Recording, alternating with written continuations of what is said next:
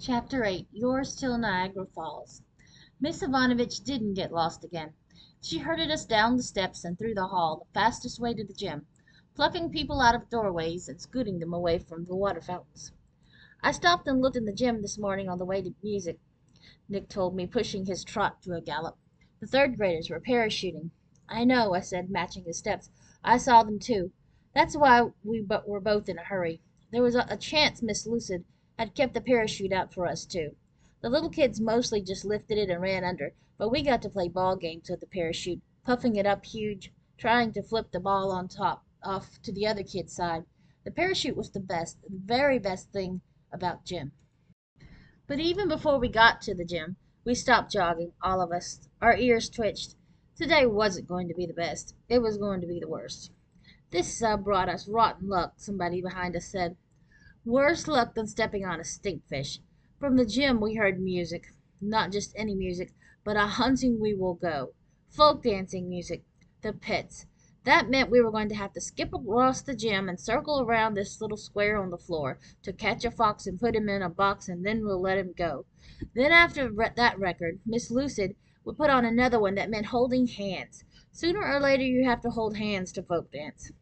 But then when you do, the girls always wrinkle up their noses and say your hands are too sweaty and wave their own arid, dry hands in the air, refusing to hold yours again. After that, you look and feel even dumber skipping around the gym not holding hands. It's a no-win. Thinking about wet hands, we slogged toward the gym, practically in reverse, our lips curled. Miss Ivanovich, though, just about flew. If Miss Hutter had been around, she would have yelled, "No running in the halls!" And with our luck, Miss Ivanovich would have collapsed on the floor and cried. Then Miss Hutter would have been the winner and champion, which wouldn't have done her a whole lot of good, since she never goes down into the spit pit anyway. While most of the class was still down the hall making faces at the fifth graders in the art room, our sub was already leaping into the gym toward the music, the first one there. She was dressed for folk dancing, of course. I mean, she looked like she could sit right down on her heels and kick out her legs with her arms crossed. "Oh my!" she announced as soon as she managed to tug us all into the gym. "We're an uneven number today, 17. I wonder," she asked Miss Lucid, "if I could join the children? I do love dancing." "Take those boots off," Miss Lucid answered sharply. "No street shoes on the gym floor." Taking that to mean you're welcome to dance with your boots off, Miss Ivanovich sat down and tugged away. In her black and white, red, striped stocking feet, she was just about our size. First off, Miss Lucid lined us up. Then she put the needle at the beginning of the record again and turned up the volume. Somebody stomped on the floor, and the needle skipped like a stone on water, shrieking at each bounce. Miss Lucid frowned, dug in her pocket, and took out a quarter. She put it on the tone arm of the record player to make it heavier, and tried again. This time the song blasted out, and she waved us forward.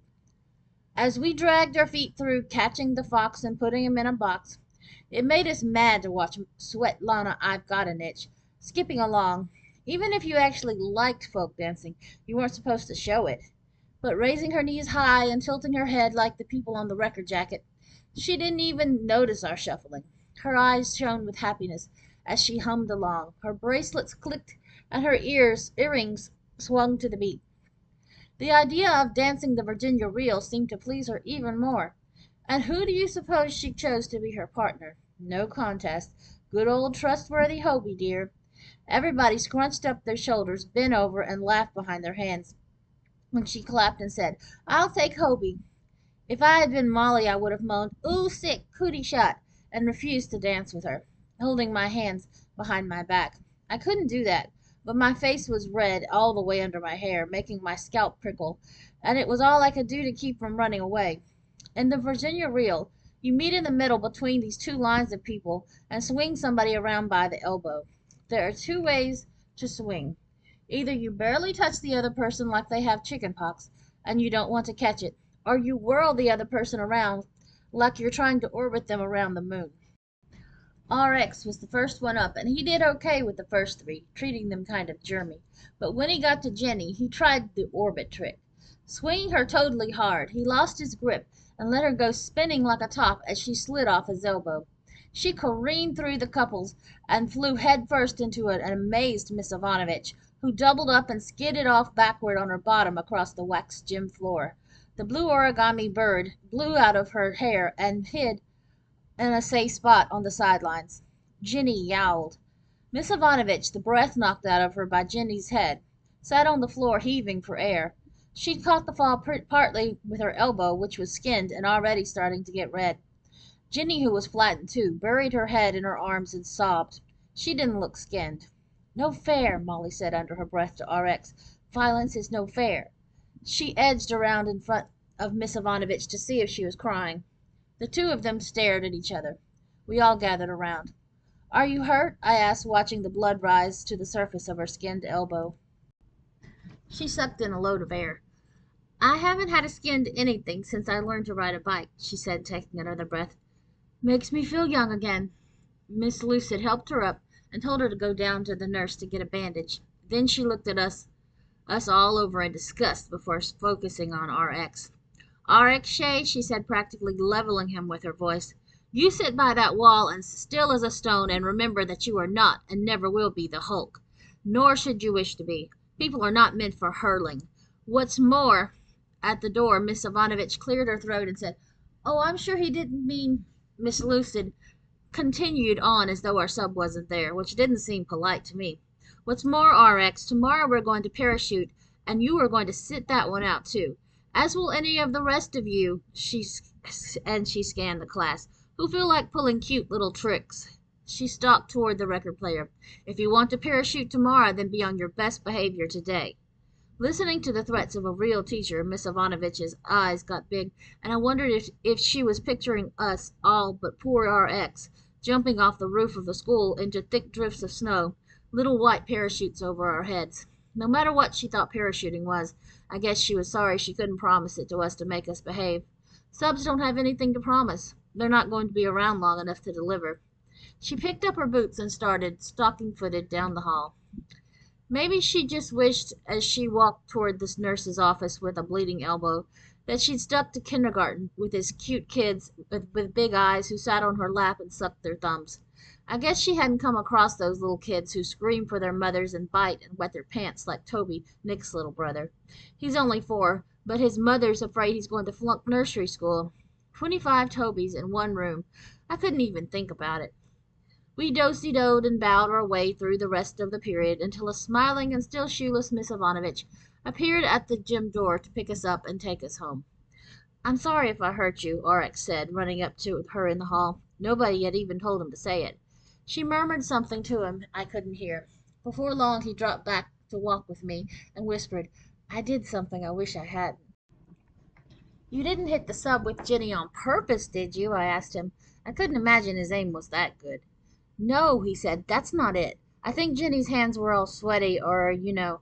"You weren't even holding her hands," I told him. "You were swinging her by the elbow." "Well, whatever it was, I was just turning her high speed. I didn't know she was going to be so slippery.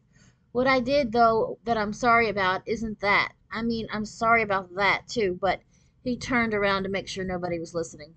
"Before we left, Trevor and I were back in the corner fooling around at the sink, you know, and maybe nothing has happened at all, but before we left I stuffed a paper towel in the drain and turned the water on." He looked scared.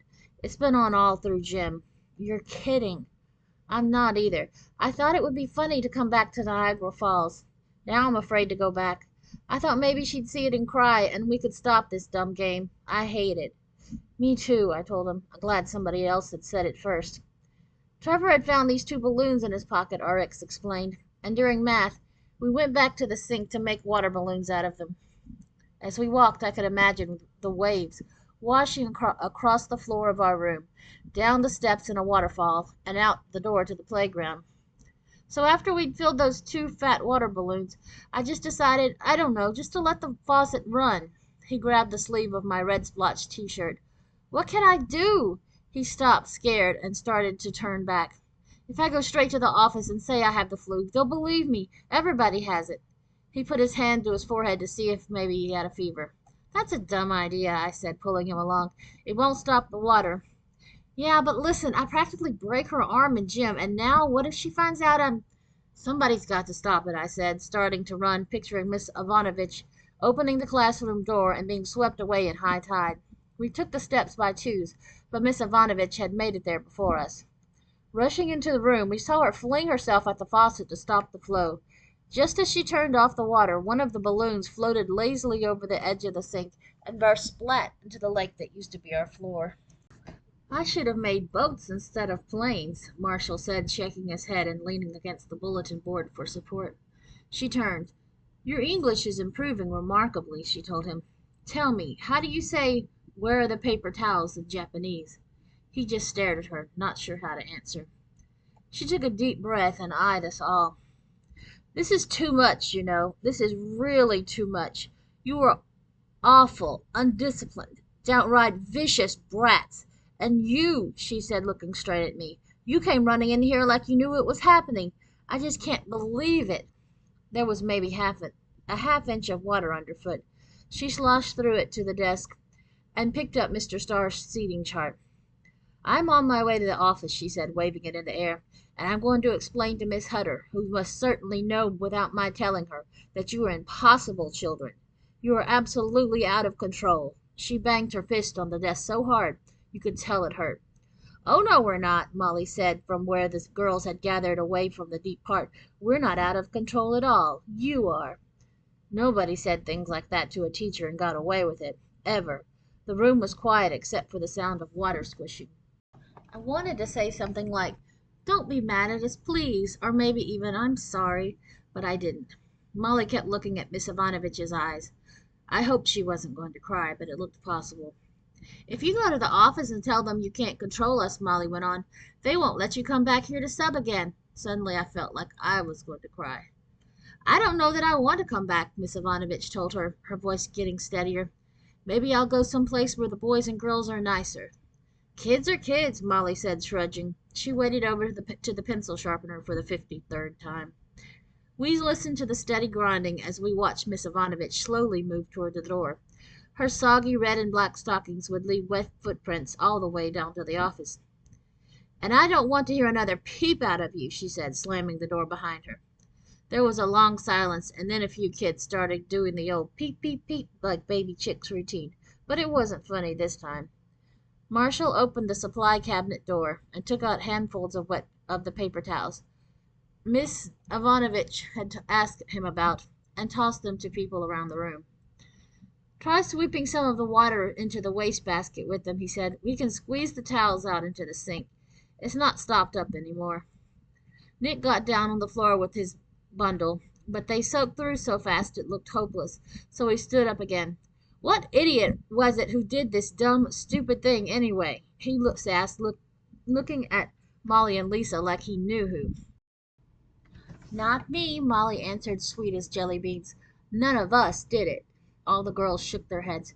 "We're not vandals," Molly told him, though I bet she wished she'd thought of it herself. "This is the work of some sick juvenile delinquent." "I did it," RX said, his voice low, but loud enough so that everybody heard. He stared down at the water shivering at the base of the sink. "Before Jim, I turned it on low. I mean, everybody was doing something. Somehow I didn't think about its being so wet. I just thought it would be funny, kind of." He sat down heavily at the nearest desk. Some of the girls looked prim. The others looked scared. "They'll tell," I thought, "as soon as Miss Hutter gets here. Some things are bigger than the silent treatment." "We said sink her, RX, not drown her." Nick gathered a great wet wad of towels, weighed it in his hand for a minute, and then, like he wanted to wipe out the whole stupid mess, flung it hard at the ceiling. It stuck like glue. Chapter 9. Fair's Fair. When the door swung open, Marshall was wringing out the paper towels at the sink, watching them fall apart in his hands. Michelle had made a cardboard scoop and was pushing water toward a little plastic bucket. Lisa was standing on her chair. Half the class was on the floor, trying, without much luck, to sop up water. The other half shifted their feet, not knowing what to do. The second we heard the doorknob turn, those of us on the floor had scrunched down as far as we could. The one standing up had pushed back against the wall. Some people closed their eyes so they would be invisible. There was very little breathing. When the door swung open, we thought it would be the end of the world. Instead, it was Miss Ivanovich, 3 mops tucked under her arms, 2 buckets in her hands. "Listen," she said, matter of fact, "I decided that my telling on you isn't going to clean up this deluge." Holding out the mops, she went on. I borrowed these from the custodian. I told him we'd had a little flood, but that we didn't need his help. I didn't think it fair to ask him to do it. Neither did he. RX reached for one at once, but Miss Ivanovich turned first to Molly.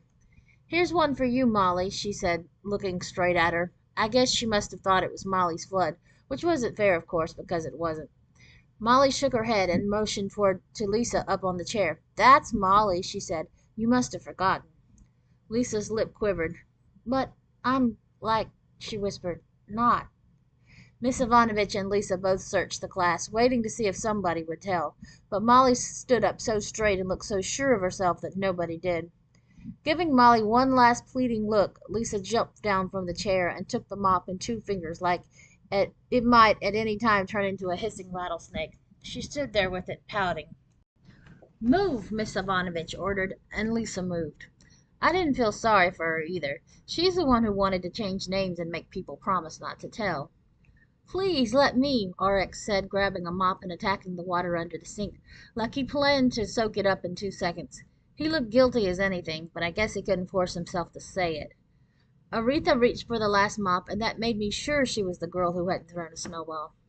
"The rest of you move the desk back from the deepest part, near the sink, to the high land near my desk," Miss Ivanovich told us. The room was on a slant. We'd never noticed it before. "Hobie, you and Nick man the ringers." Nick took one bucket and I took the other, and every time a mop got full, we stuck it in the wringer attached to the top of the bucket and turned the crank. Then we got somebody else to empty the water in the sink. "Did you ever hear about the sorcerer's apprentice?" Miss Ivanovich asked us, but nobody was sure they had. "I'll tell you about him tomorrow, if there is a tomorrow," she said, not sounding sure there would be. "Of course he had magic to help clean up his flood, and all you've got is elbow grease." Molly was back at the chalkboard, fooling around again. Her score now read girls 7, boys 6, sub 3. Nobody was paying much attention, though. Nobody was playing that particular game but her. Miss Ivanovich had taken over with one of the mops, and when her back was turned, Trevor took a running start and skidded 6 feet across the slick floor, crashing into the radiator and falling flat on his bottom. "Here," she said, handing him the mop. "It's time you put all that energy into doing something useful." With all the desks pushed to the front of the class, where the water had been barely reached, it looked like we were getting the floor ready for folk dancing or a wrestling match.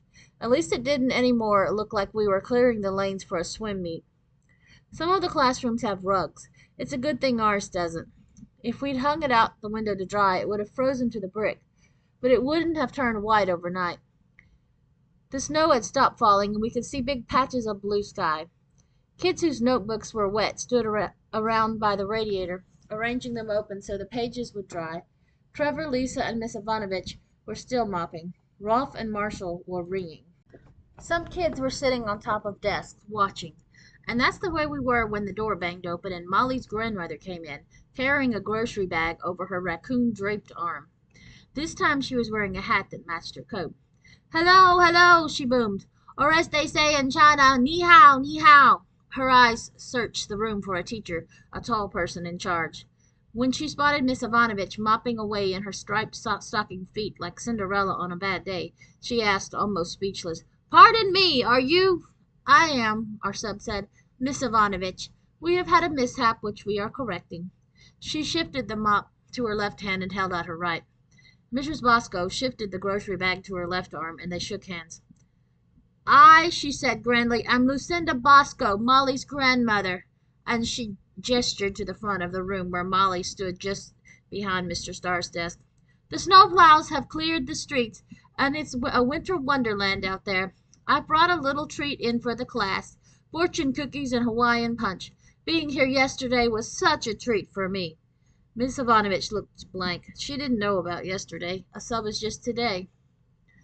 "Molly," Mrs. Bosco boomed, going over the teacher's head, "come here and get the treats." Then she addressed us all. "I would have brought some hot Chinese tea, but I don't expect any of you drink it." Drawing herself up as tall as she could, Miss Ivanovich said, "You must be mistaken. This is Molly." She put her hand on Lisa's shoulder and guided her firmly over to Mrs. Bosco. "You're the one who's mistaken, lady," Mrs. Bosco shouted. "What makes you think I don't know my own granddaughter? I've known her for 10 years, and this child isn't, my little dumpling. but she gave the bag to Lisa anyway. Hawaiian punch is heavy. Class, Miss Ivanovich said, not giving up that easy. What is this girl's name? She had not let go of Lisa's shoulder. We didn't know what to do. If we said Lisa, that would be telling, and Molly made us all promise not to tell. If we said Molly, Mrs. Bosco would think we were all bananas. I didn't mind sounding bananas. Molly, I said. Molly, Nick said. Molly, Aretha said, grinning.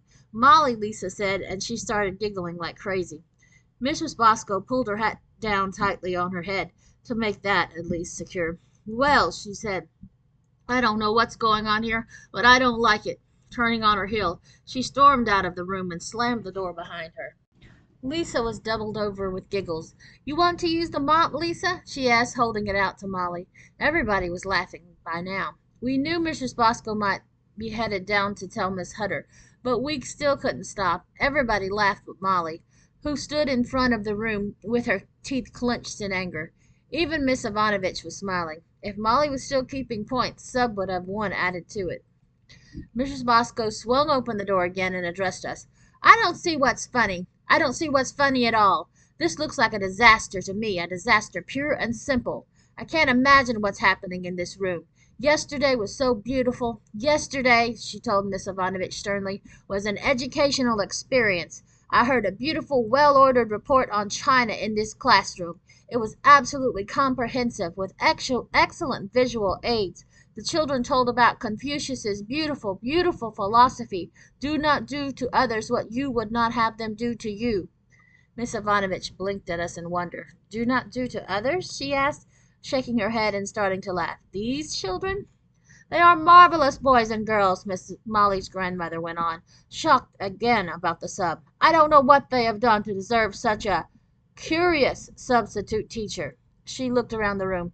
Molly, don't let them open the cookies. She harumphed and left. When she slammed the door, the room shook. Miss Ivanovich couldn't keep it in any longer. She grinned around at us standing there, our jaws hanging open. Shaking her head, she started to smile even wider, and finally she just threw back her head and began to laugh. But her huge hiccupy giggle was stopped halfway out. From the ceiling there came a fat, slogging splatch. Knocked free by the slamming door, the soggy wad of paper towels that Nick had flung up when he was mad came splashing down on Miss Ivanovich's head. It sat there wetly, half on her black hair and half on her forehead, like a wrinkled trick hat, leaking streams of water down her face and neck. And that was more than she could take. She lifted off the hat, tipped it to us with a bow, and then lobbed it squish into the water-filled wastebasket. She laughed and laughed, and we laughed with her. She laughed so hard that tears came to her eyes. Anybody got a Kleenex? She asked between laughs. There was a gasp or two, and then suddenly a strange silence. Kleenex? Molly yelped like Miss Ivanovich had asked for us for a fistful of lighted firecrackers. A Kleenex? I don't believe it, she whispered. The sub is crying. A paper towel will do, Miss Ivanovich said, grabbing one from a free pile and wiping her eyes and her runny nose. No fair, Molly yelled. She's laughing. That's why she's crying. That's no fair. Giggling, Miss Ivanovich asked her, Am I not allowed to laugh, Lisa? My name is Molly. Oh, Miss Ivanovich smiled. Then I must have been mistaken after all. That was your grandmother? You know perfectly well that was my grandmother. You're just out to get me. She stuck out her bottom lip and looked around the room. All of you. Confucius say, Miss Ivanovich said lightly, turning away, that each person should grab a desk and put it back in its place. It's 10 minutes to 3. The place is still like a marsh, but I think it will probably dry out overnight. Spotting Nick and me, she said, Do the crossing guards have to go now? Oh, we're not really crossing guards, Nick told her. You have to be in 5th grade to be a crossing guard. We're still too little. Too little? I'd long since stopped considering you little. She looked us over. Good grief, I've learned a lot today, but I'm afraid I haven't taught you anything at all. She sighed. Oh, Marshall, could you do me a favor? Marshall, who was helping scoot the desk back in place, answered her in a strange language that wasn't English and sure wasn't Japanese. Hero me wachi san chop sui usik, he said with a straight face. Glad to hear it, because what I want to do now is see if those airplanes you have been slaving away on fly as good as they look. Do you have enough for everybody to have one? Sure, he said. Girls too? Girls are usually included in the pronoun everybody, as am I. Then there's enough for everybody to have at least three, he said, and started passing them out. I leaned over to Nick. Well, did we sink her or not? Sure, he whispered. Fair's fair. They won't say it's fair. Maybe, he shrugged, but we got real tears.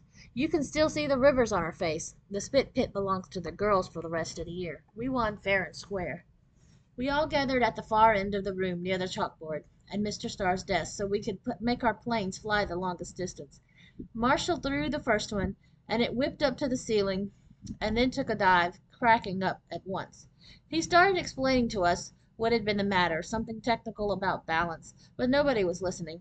We were filling the air with paper, zooming planes up to the lights, skimming them just over desk level, looping them in tail-spinning stunts. It was beautiful, as Miss Bosco would have said, beautiful.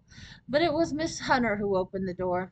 She opened it so quietly that nobody even noticed, and when she and Mrs. Bosco breezed in, two planes flew out, still rising high down the hall. Aretha, who was taking such care in aiming that she didn't see Miss Hunter come in, threw her last plane as the principal stood there, gaping in the doorway. Aretha's paper airplane sailed lightly, perfectly, gently down the length of the room. It was one of Marshall's best, but Mrs. Bosco stepped briskly forward and caught it, like a large grandmother raccoon snapping a fish out of its stream. They both stared at Miss Ivanovich and her tear-streaked face. The planes had all stopped, but one of the mops dropped out of its bucket with a crash. Miss Ivanovich cleared her throat. It's science, she explained in a slightly shaky voice. We're having science last period today. Our lesson is aerodynamics. Earlier for social studies, we found out rather a lot about the philosophy of Confucius, a beautiful philosophy the class had started to consider yesterday. We did not move, but just stood there quietly, waiting for the explosion that was bound to come. Miss Ivanovich, I think we should speak for a moment alone in the hall, Miss Hutter said, her face grim. We were going to lose our sub who threw snowballs and paper airplanes, knew how to folk dance, and didn't rat on us when she should have. We were going to lose her for sure. The fourth grade has changed a great deal since I was in school, Miss Ivanovich went on, not moving an inch toward the hall. She threw her head back, and her earrings jingled merrily, but she looked nervous. Yes, Miss Hutter said, adjusting her glasses, I suppose it has. Miss Bosco poked her with her elbow. Oh, yes, she went on. Mrs. Bosco has asked me to question you because she felt there was some mix-up about her granddaughter. That was all my fault, Miss Ivanovich said, nodding seriously to Molly. A simple case of mistaken identity. Right, Molly? Molly narrowed her eyes as though she'd like to stick her tongue out as an answer. Right, she said sharply. Lisa covered her mouth and giggled. Oh, by the way, Miss Ivanovich asked, how is Mr. Starr? We've all been wondering. Yes, yes, we all said, eager to change the subject. Yes, how? We wondered loudly. Has he stopped vomiting? Nick asked louder than he meant to. I earnestly hope he will be back by tomorrow, Mrs. Bosco said, pushing the grocery bag into the corner away from our strange paper plane-covered classroom. Miss Hutter opened her mouth to answer, but her eyes had wandered back to the chalkboard and focused on the big smiley face there that still beamed its fanged grin. Tell me, Miss Ivanovich, she started, and then paused, looking at the rest of the question over her glasses. It's art, Aretha called, the first to find her voice. Miss Ivanovich was just showing us how many ways you can change a smiley face into something else. It's amazing. She dashed to the board and drew another circle next to the lady vampire. In it she put two dots for eyes, two eyebrows that slanted in, a grin, a little pointed beard, and half a curvy mustache. It was me as a Confucius. This time Mrs. Bosco started to chuckle. She must have recognized the makeup from yesterday. I meant to tell you, she said, thunking me on the back. I meant to tell you yesterday that I have a Confucius say from the time when I was a child. We told a lot of those in my day. Those were my favorite jokes. The raccoons of her coat shook like they meant to leap off and run away. It's because of Confucius that I brought the treat today, she said, lifting fortune cookies and cans of punch out of the bag. I suppose I really shouldn't tell this, she giggled. It's a trifle unseemly. But then I don't see why one shouldn't laugh in school, do you? Miss Hutter nodded politely and glanced at the clock. Do you know what Confucius say he who stick face in punch bowl get? Nobody answered. We all laughed a little nervously, kind of embarrassed for her. Oh, grandmother, Molly groaned. Confucius say, she barreled on anyway, he who stick face in punch bowl, get punch in nose. And she laughed until the tears rolled. I learned that when I was in fourth grade. That's charming, Miss Hutter said, and as the bell rang, it was time to go home. Really, how is Mr. Starr? Miss Ivanovich asked quickly. None of us moved to leave. Oh, yes, I meant to say, Miss Hutter explained. He's feeling much better. No temperature, calm stomach, much better. He called earlier to say he expects to be back in school tomorrow. Miss Ivanovich's face fell. She looked disappointed. I couldn't believe it. She actually looked sorry not to be coming back for another day of us. But, Miss Hunter went on, I told Mr. Starr I wouldn't hear of it. You simply can't get rid of stomach flu that quickly. Tomorrow is, after all, Friday, and if he rests tomorrow and through the weekend, too, he should be in tip-top shape by Monday. So I told him to stay home. And I planned to ask you, Miss Ivanovich, whether— She looked around the room. The windows were covered with steam from all the dampness. Paper littered on the floor. Under the circumstances, do you think you— She wondered, I could tell, if she should go on, even if the sub-pool was almost empty. It was getting late. As kids rushed out to catch their buses, Mrs. Bosco handed each one a fortune cookie. Very funny, RX said, reading the little white strip of paper that had been inside his. This cookie tells me that through storm and strife, good sense rules my life. Before I came this morning, a friend gave me a big bag of caramels to bring to school, Miss Ivanovich told Miss Hutter. She said if I kept handing them out all day, the boys and girls wouldn't talk so much because their little jaws would be endlessly stuck together. She cradled her skinned elbow in her hand. I laughed at that. She smiled at the kids who were leaving, and waved at Marshall with both hands. All day I thought about caramels, huge sticky taffy ones that might even glue children to their chairs. But tomorrow, she grinned at Miss Hutter, I think I will do much better even without candy. Miss Hutter smiled back, took a deep breath, and hurried off to the office. We'll see you tomorrow, then, she called over her shoulder. Molly raised her right eyebrow. I've decided to leave the Hawaiian punch for tomorrow, her grandmother told Miss Ivanovich. Will it go with tacos? Nick asked. He folded a piece of paper and bit the crease to make it tight. By my count, the total number of really good ways to sink a sub, Molly said low to Nick, was 13, and the girls had 7 of them. How many do you suppose there are? A filled blue water balloon quivered on the sink. In my pocket from early in the day there was a note to myself that said, Bring rubber bands. Molly took a fortune cookie from the bag and turned it over in her hand. I don't feel like eating this, she said. I wouldn't if I were you, Nick told her. I already got the good one. It was, your pound of pluck is worth a ton of luck. Besides, yours probably says, I see a spit pit in your future. Molly's face turned green, like Mr. Starr's had the day before. Grandmother, she said, tugging at her arm, we had better go home. I feel awful. And they rushed out the door, Molly's hair swishing. Well, she's sure not going to be here tomorrow, Nick said. I would say she is definitely sick. Yeah, and with her gone, I don't know. Jenny's told Michelle on their way out. She's the one with all the good ideas. Miss Ivanovich smiled. Nick tucked the taco into his desk and winked at me. Miss Ivanovich's earrings jingled as she picked up a soggy airplane from the floor. She looked pleased. So Molly won't be here, she sighed in relief. Then her eyes lifted once more to the brown spot on the ceiling, and she turned to us, her eyes open wide. You don't suppose, do you, she asked, that they send in substitute kids?